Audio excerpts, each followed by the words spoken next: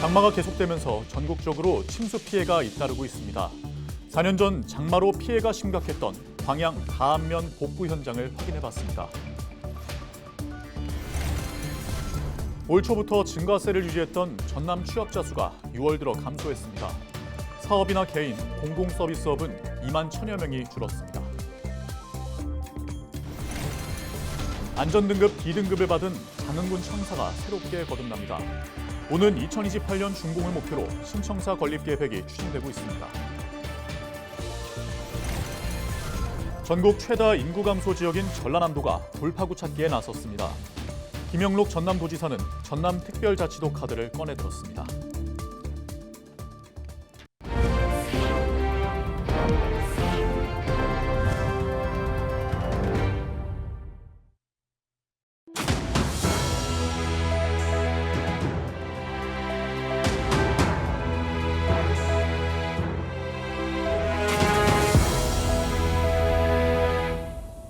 시청자 여러분 안녕하십니까? 헬로티비 전남 뉴스입니다. 연일 장마가 이어지면서 전국 곳곳에서는 침수 피해가 속출하고 있습니다.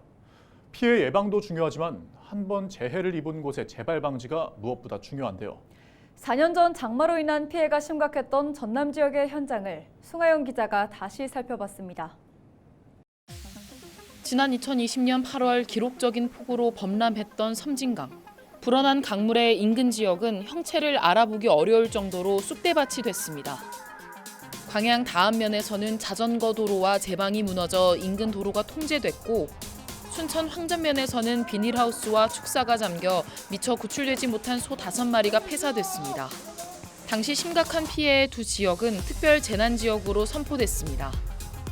긴 시간이 흐른 현재 얼마나 달라졌는지 다시 찾아가 봤습니다. 4년 전 많은 비로 무너져 내렸던 도로는 복구가 완료된 상태입니다. 해당 지역에는 침수 피해가 발생한 지 1년 뒤부터 붕괴 구간 복구 작업과 제방 재건설 등이 진행됐습니다. 4년 전 그날을 어제처럼 떠올리는 주민들은 되찾은 일상생활에 안도하는 한편 또다시 피해가 발생하지 않도록 추가 정비가 필요하다고 말합니다. 이제 달라지려면 여기 지금 뭐 제방이 쌓이든지 이렇게 아직 그런 대책은 좀 미흡하지만은 원래 있던 것보다는 조금 좋아진 건 사실입니다. 사실. 순천에서 축사 피해를 입었던 주민도 마찬가지입니다. 당시 재해복구 사업이 실시되면서 축사를 다시 세워 정상 운영이 가능해졌지만 여전히 장마철만 되면 긴장감을 놓을 수 없다고 전합니다. 주변 도로 개설로 인해 배수시설이 줄어들고 섬진강 수위가 유동적인 만큼 농경지 인근에 펌프장을 설치해 대비해야 한다는 겁니다. 그러니까 넘쳐서 오는 것은 어렵지만 넘치도 않는 물이 못 나가서 문제가 생기니까 범람이 돼서 펌프를 해서 피해가 안 가도록. 복구는 완료됐지만 여름철 장마 소식이 전해질 때면 여전히 마음을 놓을 수 없는 피해 주민들. 해마다 여름철 기습적인 폭우가 잇따르는 가운데 기존 피해 현장에 대한 재점검도 필요해 보입니다. 헬로티비 뉴스 송하영입니다. 천둥과 번개를 동반한 장맛비가 내리면서 전남 지역에서도 한때 철도와 바닷길이 통제됐습니다. 전남은 지난 9일부터 10일까지 내린 비로 섬을 잇는 여객선 53개 항로 80척 가운데 10개 항로에서 15척의 운항이 결항됐습니다. 열차 운행은 전라선 전 구간이 아침 8시까지, 호남선 서대전과 익산 구간은 9시까지 중지됐고 주차장 30곳도 출입이 통제됐습니다. 이번 비는 대기가 불안정해 11일에도 곳곳에 소나기가 예상되며 밤사이 최저 기온이 25도 이상 유지되면서 열대야 현상도 나타날 것으로 보입니다. 올해 초부터 증가세를 유지하던 전남의 취업자 수가 6월 들어 감소한 것으로 나타났습니다. 호남 지방통계청이 조사한 6월 고용 동향을 살펴보면 취업자 수는 지난해 같은 달보다 2만 8천 명이 감소한 101만 3천 명, 고용률 역시 1.7%포인트 하락한 66.6%로 집계됐습니다. 산업별로 살펴보면 건설업, 도소매나 숙박 음식점업은 각각 6천 명씩 증가한 반면 사업이나 개인, 공공서비스업은 2만 1천 명이 감소했고 농림어업 1만 5천 명, 관공업은 4천 명이 줄어든 것으로 조사됐습니다. 특히 전체 임금 근로자 가운데 임시 근로자는 1만 6천 명이 증가했고 고용이 안전된 상용 근로자는 2만 1천 명이 감소해 고용 환경이 악화된 것으로 분석됐습니다. HD 현대3호가 친환경 선박 발주가 증가하는 추세에 발맞춰 선박 저반 시설을 추가로 확보했습니다. HD 현대3호는 10일 이돌핀 안벽 중공식을 갖고 동시에 저반 가능한 선박을 기존 14척에서 18척으로 확대해 선박 건조에 나서기로 했습니다. 돌핀 안벽은 육지와 인접한 바다에 튼튼한 기둥 모양의 구조물을 설치해 연결한 돌출형 선박 저반 시설로 이번에 완성된 두 번째 안벽 연결도로를 포함한 총 길이 530m, 선박 건조 작업을 지원하는 대형 크레인 2대가 장착되어 있습니다. 장흥군은 약 50년 동안 청사를 쓰고 있어 곳곳에서 시설 노후화가 우려되고 있는데요. 장흥군이 재정기금을 확대해 신청사를 짓기 위해 나섰습니다. 보도에 장혜원 기자입니다. 1977년에 건립된 장흥군 청사. 오랜 세월 사용해 공간이 좁고 건물이 낡아 지난 2018년 안전등급 D등급을 받았습니다. 민원인들은 엘리베이터도 없고 시설이 노후화돼 불편을 겪고 있습니다. 아무래도 이제 지어진 지 시선이 이제 꽤 되다 보니까 곳곳에 노후화된 흔적 같은 것들이 이제 엄포로 보이기도 하고, 아무래도 이런 군청 같은 것들은 일종의 국민들이 이용하는 기본적인 센터이자 뭐 가장 중심적인 시설이기 때문에 또 최신화나 그런 것들이 이루어져야 되지 않나. 장흥군이 민원인들의 불편을 해소하고 편의를 제공하기 위해 신청사 건립을 추진합니다. 오는 2028년까지 19,000여 제곱미터 규모의 6층짜리 청사를 현 부지에 지을 예정. 장흥군은 기본계획을 수립하고 타당성 조사를 마친 다음 행정안전부의 신청사 검증 승인을 받을 계획입니다. 구체적으로 이제 건축물을 짓기 위해서 타당성 조사를 하고 있습니다. 이런 과정 속에서 건축비가 기존에 600억 세웠었던 시점 17년도보다 건축비가 상승이 되고 토지를 부지가 우리가 지금 현재 3,000평 정도를 가지고 있습니다. 하지만 청사를 새로 짓기 위해 해결할 과제가 남아 있습니다.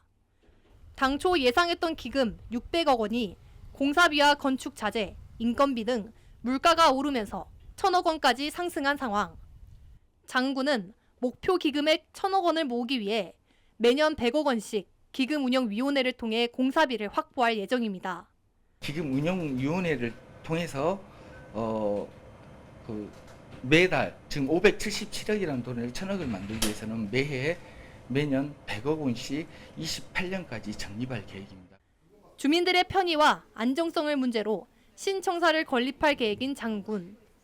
추가 부지를 매입한 다음 기존 공간을 확충해 보다 안전하고 효율적인 청사를 건립할 수 있을지 주목됩니다. 헬로티비 뉴스 장혜원입니다.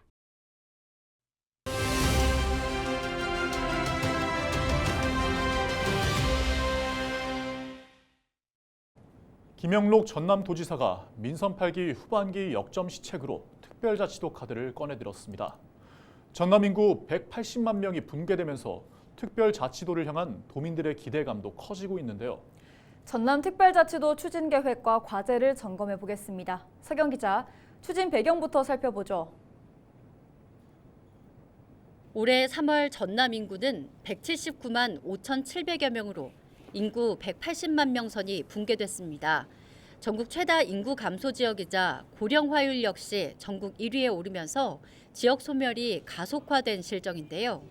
전남도는 서둘러 미래 성장 동력을 확보해야만 지역 소멸 골든타임을 사수할 수 있는 상황입니다.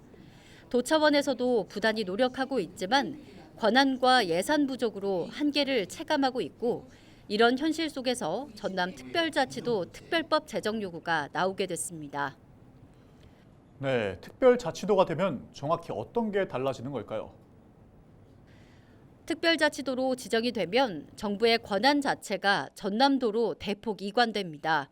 고도의 자치권과 실질적인 자치 분권이 보장되는 건데요. 그래서 지역 맞춤형 정책 실행이 가능해집니다. 주요 특례를 살펴보면 저출생 대응 사회보장제도 신설 권한과 농촌 활력 촉진 특구 지정, 재생에너지 발전 사업 허가, 투자진흥지구 지정 같은 모든 권한이 장관에서 도지사로 넘어가게 되는 겁니다. 속도감 있는 행정 처리가 가능해지고 국비 등 예산도 뒤따르게 됩니다. 앞서 확정된 강원특별자치도는 연간 4조 원대 재정특례가 기대되고요. 전북특별자치도도 2040년까지 53조 원 규모의 기업 유치와 12만 개의 일자리 창출이 예상되고 있습니다. 네, 그럼 지역 정치권의 움직임은 어떻습니까? 인구 소멸과 지방 소멸의 위기가 여실히 체감되다 보니 깊은 공감대가 형성돼 있습니다. 먼저 전남도는 지난 5월 전남 지역 22대 국회의원과의 회동을 통해서 특별자치도 추진을 건의했고요. 행정안전부 장관 방문 건의도 2차례 진행했습니다. 그리고 지난달 전남특별자치도 특별법안이 완성됐고 의원 발의도 마친 상태입니다. 네, 앞으로 가야 할 길이 아직 많이 남은 것 같습니다. 남아있는 절차들도 한번 살펴보죠. 일단 국회에서 특별법이 발의됐기 때문에 행정안전부에서 특례에 대한 협의가 이루어질 예정입니다. 그리고 투트랙으로 국회 행안위에서도 공청회와 법안 심사가 진행되고요. 법사위 심사 이후에 국회 본회의에 제출됩니다. 도의회에서도 전라남도 폐지와 특별자치도 설치에 대한 의견 청취가 이루어질 예정입니다. 우선은 의원 발의가 이루어졌고 특별자치도 추진을 위한 첫 발을 뗐다고 보시면 될 것 같고요. 유의미한 결과가 나타나기까지는 상당한 시일이 걸릴 것으로 예상됩니다. 경과가 진행되는 대로 더 자세한 소식 전해드리겠습니다. 네, 여기까지 듣겠습니다. 지금까지 보도국 서경 기자였습니다.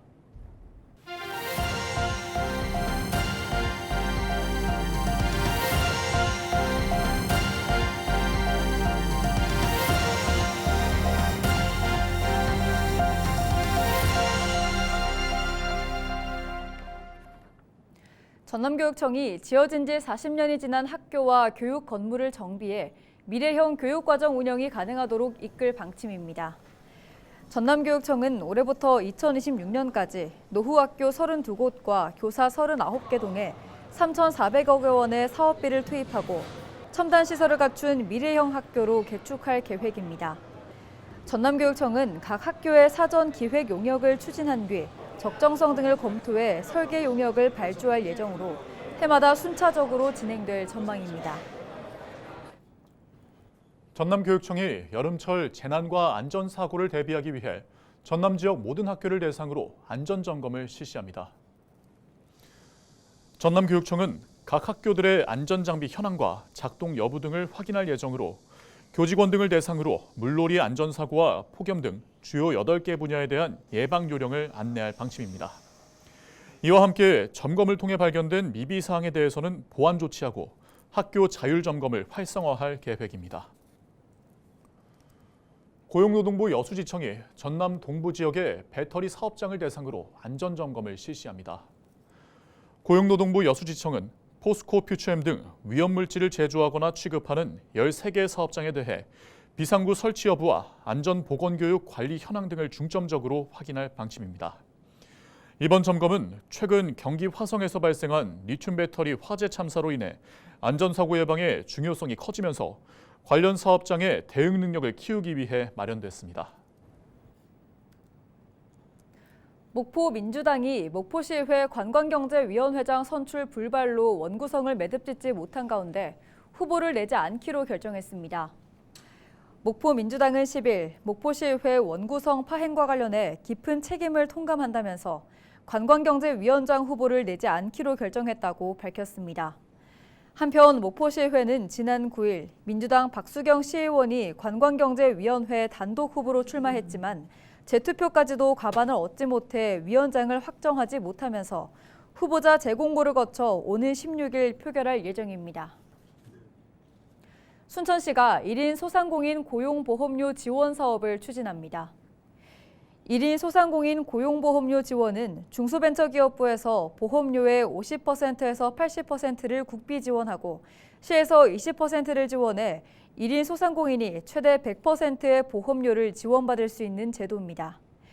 지원 대상은 자영업자 고용보험에 가입한 순천시 소재 1인 소상공인으로 소상공인이 먼저 근로복지공단에 고용보험을 가입하고 순천시에 지원하면 됩니다. 이상으로 뉴스를 마칩니다. 고맙습니다.